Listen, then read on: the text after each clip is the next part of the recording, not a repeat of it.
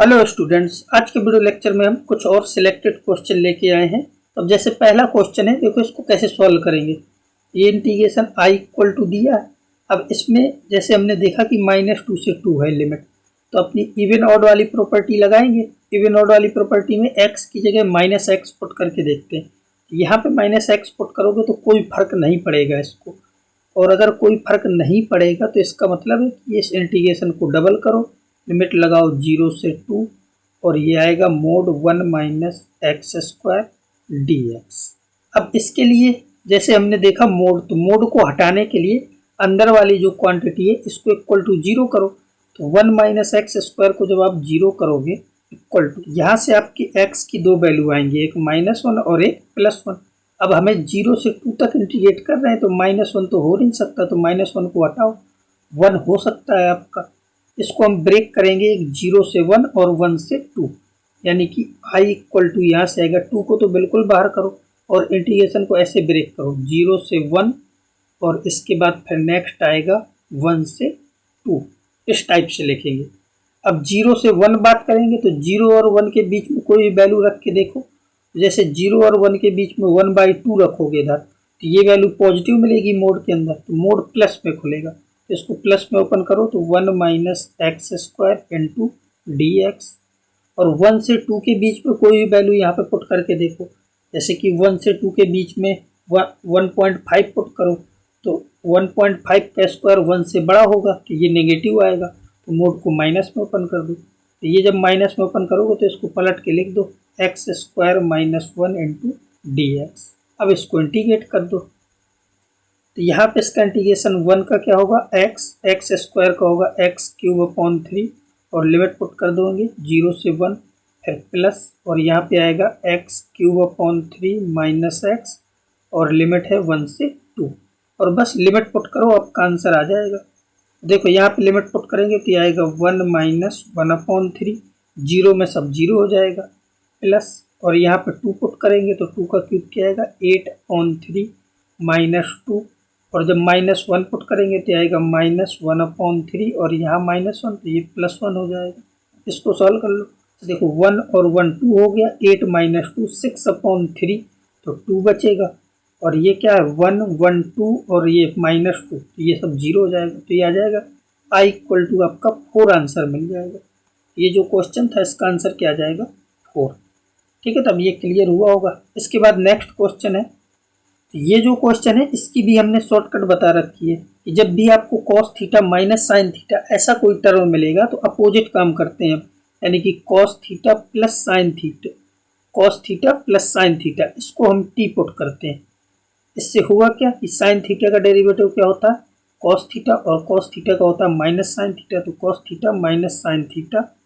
Into d theta equal to क्या मिल जाएगा dt। तो ऊपर देख रहा है cos theta minus sine theta D theta, इसकी जगह मैं क्या लिख दूंगा, तो क्वेश्चन ऐसा आ जाएगा, ऊपर आ जाएगा dt और डिनोमिनेटर में क्या आएगा, और लिमिट भी चेंज हो जाएगी। जब थीटा ये थीटा की लिमिट है, जब थीटा 0 रखोगे तो cos 0 का मान 1, साइन 0 का 0 हो जाएगा, तो t की वैल्यू क्या आ जाएगी 1, तो लिमिट यहाँ शुरू होगी 1। अब π/4 पुट करो, cos π/4 1/√2 और साइन π/4 ये भी 1/√2, तो 1/√2 प्लस 1/√2 तो आएगा 2/√2, यानी कि √2 आ जाएगा। अब बचा डिनोमिनेटर, तो डिनोमिनेटर लाने के लिए अब इसको सॉल्व करना पड़ेगा, यानी कि ये जो फंक्शन है इसको सॉल्व करो, तो इसका स्क्वायर कर दो, बोथ साइड स्क्वायर कर दो। यहाँ से आएगा cos square theta plus sine square theta plus 2 sine theta into cos theta equal to t square. अब ये पार्ट हो जाएगा 1, तो यहाँ से ये बन जाएगा sine 2 theta, sine 2 theta equal to क्या आ जाएगा टी स्क्वायर -1, ये उस साइड जाके -1 बन जाएगा। तो यहाँ पे क्या लिखा है tan प्लस साइन 2 थीटा की जगह रख देंगे टी स्क्वायर -1। तो बस ये क्वेश्चन आपका अब ख़त्म हो गया। अब इस क्वेश्चन में कुछ बचा ही नहीं है, 1 से √2 dt, डिनोमिनेटर में क्या टी स्क्वायर और tan -1 9 बचेगा, 9 को लिख देंगे 3 का स्क्वायर, और ये भी tan का ही फॉर्मूला होता है। यहाँ से क्या आ जाएगा 1/a tan इनवर्स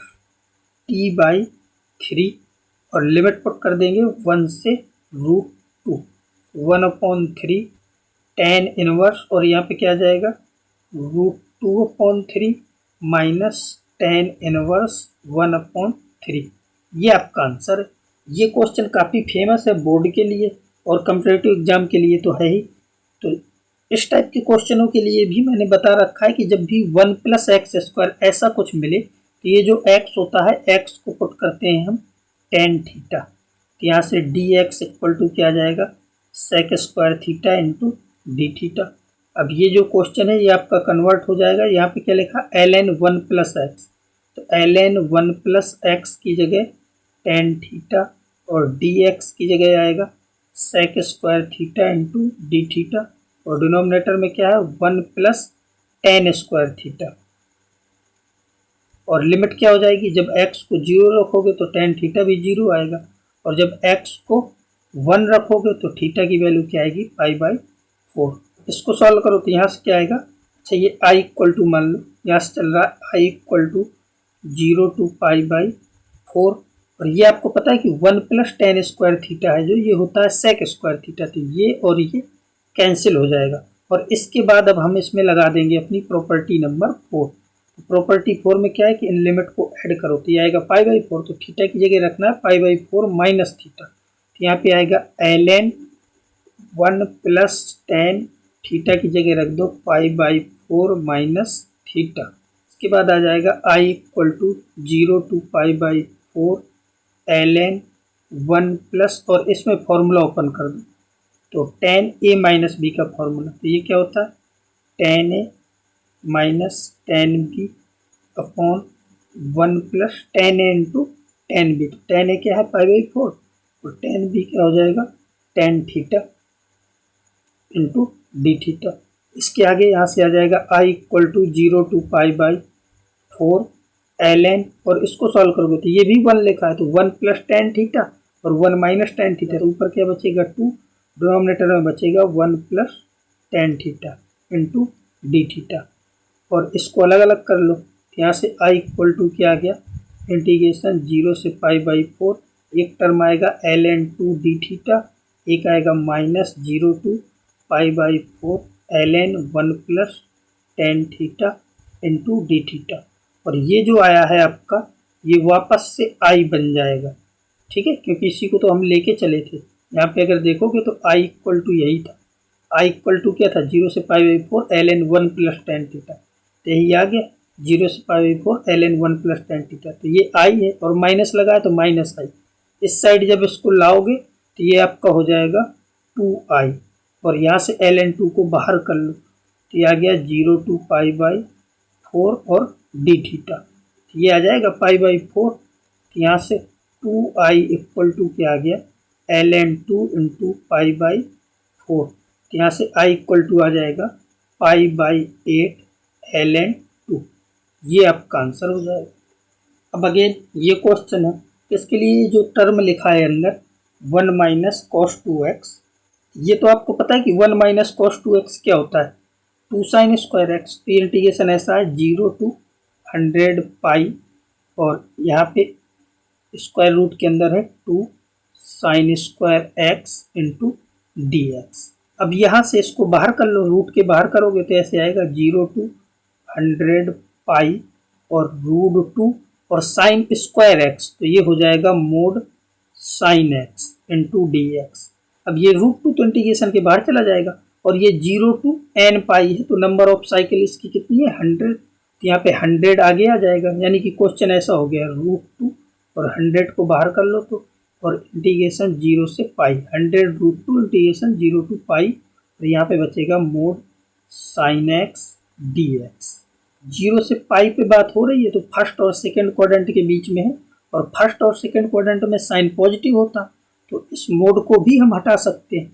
तो यहाँ से मोड को हटा दोगे तो ये आएगा 100 √2, और मोड हटाओगे तो 0 से π, और ये बचेगा sin x dx, ये पॉजिटिव है ना sin x इसलिए मोड हट जाएगा, तो यहाँ से आ जाएगा 100 √2, और sin x का इंटीग्रेशन होता है -cos x, तो माइनस बाहर लगा दिया मैंने, और यहाँ पे क्या cos x और 0 to π, यहाँ से आ जाएगा 100√2। अब लिमिट पुट करो तो ये आएगा cos pi minus cos 0 minus 100√2। cos पाई की वैल्यू क्या होती है -1 और cos 0 होता है 1, तो ये आ गया -2 और इसमें मल्टीप्लाई कराओगे तो प्लस हो जाएगा, तो 200√2 ये आपका आंसर हो जाएगा। अब ये नेक्स्ट क्वेश्चन है, तो सबसे पहले सिग्मा में कन्वर्ट करना होगा। इसमें फंक्शन क्या दिया yn इक्वल टू ये, तो सबसे पहले तो इसमें क्या करो लॉग ले लो, यानी कि ln y, ठीक है ln ले लिया। ये जो n है इसको अंदर भेज दो और फिर log लिया, तो ये आएगा 1/n आगे आ जाएगा, फिर ln और इन सब में इसको अंदर भेजा तो n+1, ये क्या आएगा n+1/n, फिर अगला आएगा n+2/n एंड सो ऑन, और लास्ट में n+n/n इस टाइप से। फिर ये ln y equal to 1/n plus 1/n plus फिर ln n+2/n plus and so on, last में आएगा ln n+n/n। अब इसको सिग्मा की फॉर्म में कन्वर्ट कर लो, तो देखो ln y equal to 1/n summation, और ये क्या लिखा है ln, यहाँ से देखो n प्लस ये 1 2 3 ये वेरी कर रहा है, तो n+r/n, ठीक है ये आ जाएगा। और अब इसके बाद इसमें ये चेक कर लो कि जब r का मान 1 रखोगे तो पहला टर्म मिलेगा, तो r कहाँ से शुरू हो रहा है 1 से, और लास्ट में n रखोगे तो n+n मिल जाएगा, तो 1 से n तक जाएगा ये, बस ये कन्वर्ट हो गया। अब इन सबको हटा के, यानी कि इसको हटा के बना दो इंटीग्रेशन, और ln इसको अलग अलग कर लो तो 1+r/n और 1/n की जगह क्या आ जाएगा dx, और लिमिट क्या आएगी, तो r जो है उसकी लिमिट क्या है 1 से n, तो r/n कर दो, तो यहाँ से x की आ जाएगी, तो x कहाँ से, और n इन्फिनिटी है ना, limit n tending to infinity था, तो ये 0 मिलेगा और ये 1 मिलेगा, तो इसकी लिमिट क्या आएगी 0 to 1। अब इसको सॉल्व कर लो, तो इसको सॉल्व करने के लिए अच्छा r/n की जगह देखो ln y equal to 0 to 1, ln ये आएगा 1 प्लस r/n की जगह x रख दो इंटू dx। अब 1 प्लस x को t पुट करोगे तो dx बराबर क्या आएगा यहाँ से dt, तो ln y equal to limit क्या आएगी, जब x 0 है तो t क्या है 1, और जब x 1 है तो t 2 हो जाएगा, और यहाँ से ln 1 प्लस x की जगह t पुट कर दो, dx की जगह dt। अब इसको सॉल्व करने के लिए फर्स्ट सेकंड लगाना पड़ेगा, तो यहाँ पे 1 लिख लो और इस 1 को सेकंड बोलो, इसको फर्स्ट बोलो। यहाँ से क्या आएगा पहला function as it is second का इंटीग्रेशन, तो t हो जाएगा, और लिमिट क्या है 1 से 2, फिर माइनस इंटीग्रेशन पहले का डेरिवेटिव लो, तो ln t का 1/t और x का 1 का हो जाएगा t इंटू dt। यहाँ से ये भी कैंसिल हो जाएंगे तो ओनली t बचेगा, और लिमिट क्या है आपकी लिमिट 1 से 2 रहेगी। यहाँ पे लिमिट पुट करो तो ये आएगा ln 2 और t की जगह 2 इंटू 2 माइनस और t की जगह 1, तो ln 1 0 हो जाएगा, फिर माइनस और यहाँ से बचेगा t, तो t की जगह आ जाएगा 2 - 1, और इसको सॉल्व करोगे तो लिखा है 2 ln 2 माइनस और ये है माइनस का 1, ये आ गया आपका ln y इक्वल टू, इसको जब लिखोगे ln y इक्वल टू इसको ऐसे लिख दो ln 2 की पावर 2, तो ln 4 हो जाएगा, और इसको 1 को लिख दिया मैंने ln e, फिर अगले स्टेप में ln इसको लिख देंगे 4/e, तो यहाँ से y इक्वल टू क्या आ जाएगा 4/e, तो y जो आया है 4/e आया है, उसको l बोला गया, l इक्वल टू क्या आ गया 4/e। फिर उसका क्या पूछा है इंटीजर पार्ट 4/e, ये कितना आएगा, तो e जो होता है तुम्हारा 2.6 ऐसे समथिंग होता है, 6-7 समथिंग होता है। अब इसको 4 को इससे डिवाइड करोगे तो ये 1 पॉइंट समथिंग आएगा, उसका इंटीजर पार्ट 1 होगा, ठीक है। तो ये क्वेश्चन था आपका, तो ये काफ़ी अच्छा क्वेश्चन था। आज के वीडियो लेक्चर में बस इतना पर्याप्त है।